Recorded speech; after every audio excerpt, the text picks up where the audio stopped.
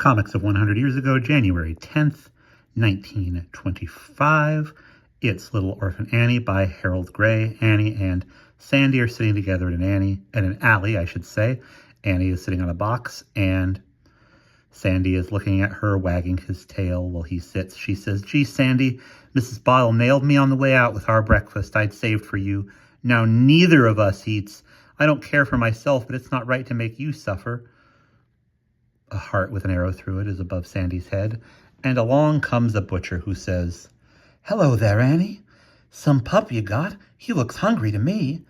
"Yes, sir. Sandy got cheated out of his breakfast. Mrs. Bottle caught me bringing it out to him and grabbed it." Sandy is being held by Annie. He's licking his lips and wagging his tail. The butcher has a basket under his arm, and out of the basket comes a bone that's about as big as Sandy himself. He says, "That's easy fixed. Here, Sandy, grab a hold on a real juicy bone. That's what a big fellow like you needs." "Gee, Sandy, what do you think of that?" asks Annie. Sandy walks off with the bone, growling, and she says, "I don't know, I never thank you enough, Mr. Butcher." "Don't thank me. I'm tickled to help, but don't let that old bottle dame see that bone or she'll swipe it from Sandy and you'll all have soup for a week."